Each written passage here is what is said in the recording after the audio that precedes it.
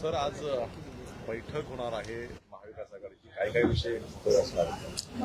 नाही, आता निवडणुका आहेत तर निवडणुकाला समोर बघून सगळे पक्ष मिटिंग घेतात. तशीच आज महाविकास आघाडीची बैठक आहे आणि त्यामध्ये सविस्तर चर्चा होणार आहे सभागृहाच्या संदर्भात पण, आणि जी समोर निवडणुका येतात त्याच्या संदर्भात पण काय निर्णय आता ज्येष्ठ नेते घेतील त्याच्यावरती आज चर्चा होणार आहे. कुठेतरी समन्वय नाही म्हणून बसतात, त्याच्यावरती विचार करतात आणि विचार केल्यानंतरच एक निर्णय घेण्यात येत आहे.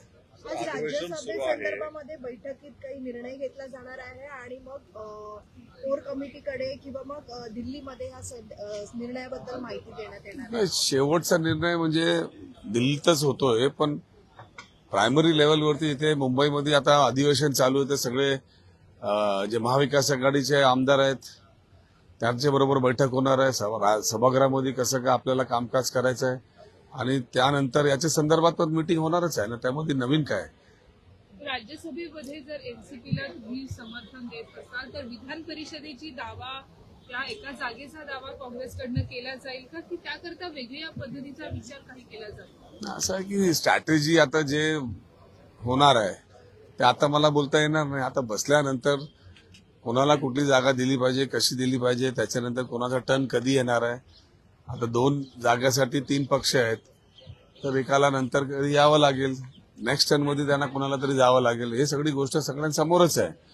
तर एकदा बैठक झाली, बैठकच्या नंतर चर्चा झाली, चर्चामध्ये समोर येणार की काय पद्धतीने कसं काय स्ट्रॅटेजी तयार करण्यात येत आहे. सध्या ड्रग्सचा मुद्दा अनेक नेते जे आहेत सभागृहामध्ये उपस्थित करत आहेत, तसंच जी तरुण पिढी आहे या ड्रग्सच्या विळख्यामध्ये मोठ्या प्रमाणात अडकत चाललेली आहे. मला वाटत आहे की महाराष्ट्रामध्ये ड्रग्स जे आहे ते मेक्सिको सारखा वाढत चाललेलं आहे आणि उत्तरमध्येच तुम्ही काल बघितलं असेल की 1600 करोडपेक्षा जास्तची ड्रग्ज जे आहे जप्त करण्यात आलेली आहे महाराष्ट्रामध्ये. आणि काहीच दिवस आधी आमचे योगेश सागर आमदार जे आहेत त्यांनी स्वतः स्टॉलवरती जाऊन जे आहे ना ड्रग विक्री करणारे लोकांना पकडण्याचं काम केलं, पोलीस सोबत होती. जर या पद्धतीने ड्रग्ज मुंबईमध्ये विकला जात असेल म्हणजे पानपट्टीवरती, कॉलेजच्या समोर, शाळांसमोर, रेल्वेमध्ये, बस स्टेशनमध्ये, तर मला वाटतं कुठेतरी नियंत्रण कमी झालेलं आहे. मला वाटतं की पोलिसांना जरा फ्री हँड दिला पाहिजे आणि कारवाई जे आहे ते आणखीन कडक केली पाहिजे. ऑलरेडी प्रोव्हिजन आपल्याकडे, आपण काही ठिकाणी एमसीओसी लावलाय. एमसीओसी लावल्यानंतर पण जर हे वाढत असेल तर त्यांची प्रॉपर्टी जप्त करण्याचा प्रोव्हिजन आपल्या एमसीओसी मध्ये आहे. ते अजूनपर्यंत कुठेही लागू करण्यात नाही आलेलं आहे.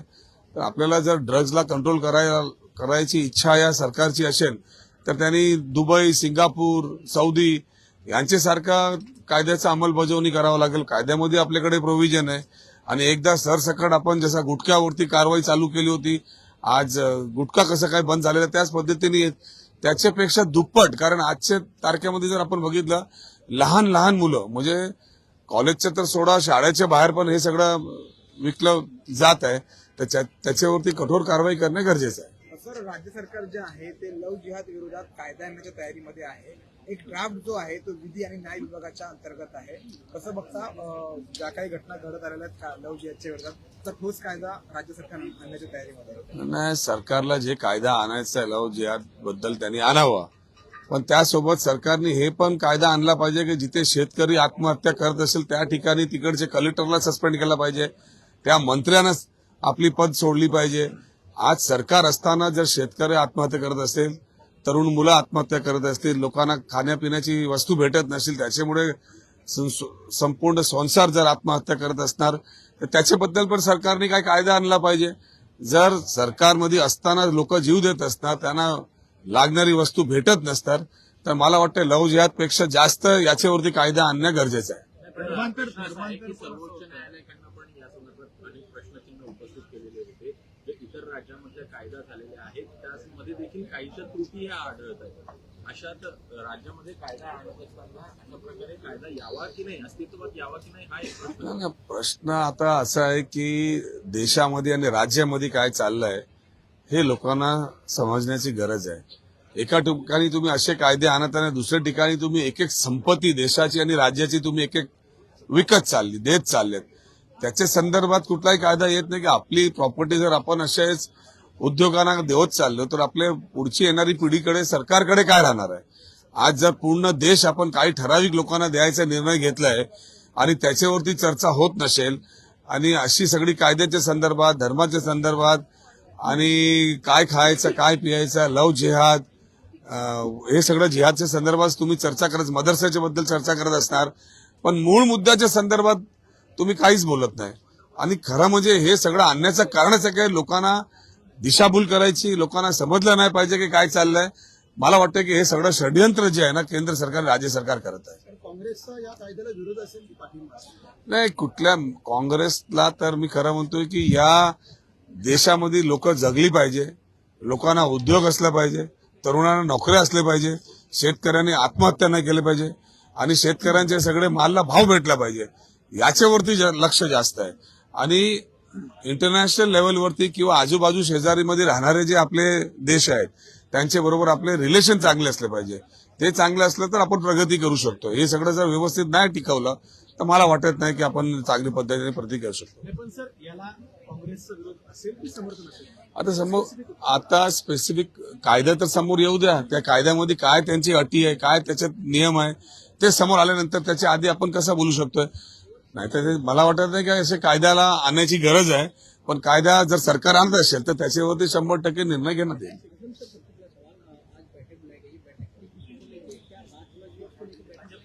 नहीं, जब भी महाविकास अघाड़ी आती है एक साथ, वो अधिवेशन का टाइम होता है. जब भी अधिवेशन होता है उस वक्त हमारी मीटिंगें होती है. उस मीटिंग के अंदर सभागृह के अंदर कामकाज के बारे में भी चर्चा होती है. आने वाले चुनाव के बारे में भी डेफिनेटली चर्चा होगी. अभी चुनाव का माहौल है, राज्यसभा और एमएलसी का चुनाव है, तो उसके ऊपर भी जो है बातचीत तो की जाएगी.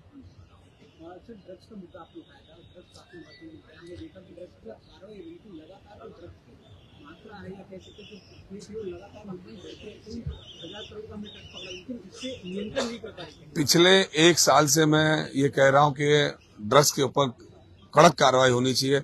मैंने ही सभागृह में मुद्दा उठाया था कि ड्रग्स बेचने वालों के ऊपर खाली ड्रग्स के एक्ट में एमसीओसी लगना चाहिए, और मुख्यमंत्री साहब ने जो है उस कायदे को लाने का भी काम किया और कुछ लोगों को जो है उसके ऊपर अरेस्ट भी कर रहे हैं.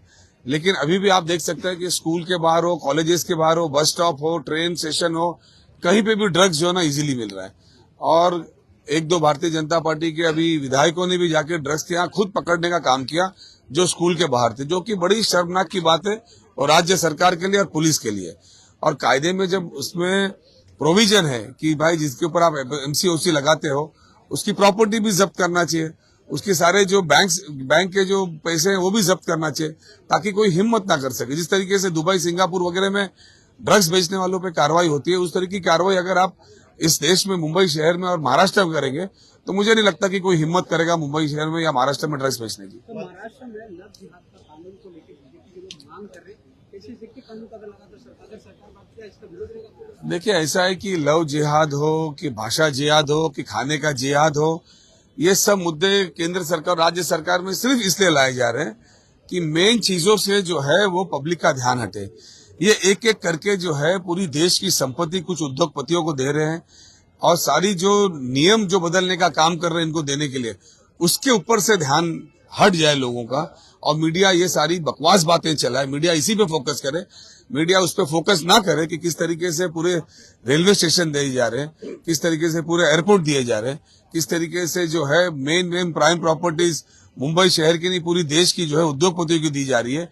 इस पे फोकस ना हो. आजू बाजू की कंट्रियों के साथ जिस तरीके से हमारे रिश्ते होने चाहिए, रिश्ते बिगड़ते जा रहे हैं, इंटरनेशनल में कहीं ना कहीं हमारा ह्यूमिलेशन हो रहा है, उस पर चर्चा नहीं होते हुए ये सब चीजें जानबूझ के इसलिए ला रहे हैं कि उस मुद्दों से लोगों का ध्यान हटे, इस पे चर्चा हो और ये देश की सारी संपत्ति लोगों को दी जाए. मदरसा आतंकवाद का अड्डा है, ऑडिट होना चाहिए यूपी और आसाम के तर्ज पर.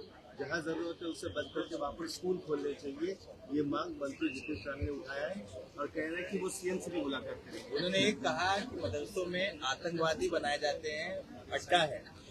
देखो, नीतीश राणे जी एक मंत्री हैं, उनको सोच समझ के बोलना चाहिए और अगर वो बोलते हैं तो उन्हें सिद्ध करना चाहिए, और सिद्ध नहीं करते हैं तो आप लोगों ने उनसे पूछना चाहिए कि आप राजीनामा कब दोगे.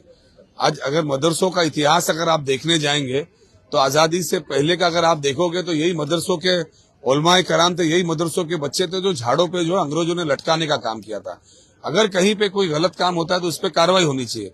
और रही बात नीतीश जी की, नीतीश जी के तो वीडियो भारतीय जनता पार्टी में आने से पहले आप 5 साल पहले के वीडियो देख लो तो पता चलेगा कि वो किस तरीके से आरएसएस के बारे में बोलते थे, किस तरीके से भारतीय जनता पार्टी के बारे में बोलते थे, किस तरीके से उनकी मानसिकता इस सरकार के अगेंस्ट में थी जिसमें आज वो बैठे हैं. सर मुंबईचा एक प्रश्न सर मुंबईच्या टोकावर असलेल्या डान्सबारचा मुद्दा काल विधानसभेमध्ये प्रचंड गाजला. लोकशाही मराठीने काही डान्सबार मधले व्हिडिओ देखील दाखवले होते.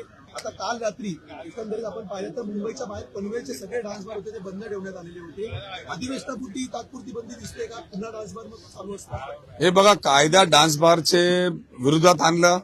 खरं म्हणजे त्या आबांचा सत्कार करतो मी, आठवणी काढतो त्यांची, पण त्याची अंमलबजावणी आता बंद झालेली आहे. अधिवेशनामध्ये कोणी मुद्दा काढला म्हणून सगळं बंद करण्यात आलेलं आहे. जसं अधिवेशन संपलं की अख्ख्या महाराष्ट्र आणि मुंबईमध्ये जे आहे ना ते ऑर्केस्ट्राच्या नावाखाली सगळे डान्स बार चालू आहे. प्रत्येक ठिकाणी कामही होतात. पण डान्स बारमध्ये तातूर मातूरच तुम्ही कारवाई करता ना. ज्या हॉटेलमध्ये चालू आहे त्यांचं लायसन्स तुम्ही जप्त करा, त्यांचं लायसन्स कॅन्सल करा, हॉटेलला सील करा. मग हे कोणी करणार नाही. पण हे सगळं होणार नाही कारण आता पोलिसांना पण काय व्यवस्थित कंट्रोल या सरकारचा त्यांच्यावरती राहिलेला नाही. लोकशाही मराठी ऐका, पहा, जागरूक रहा.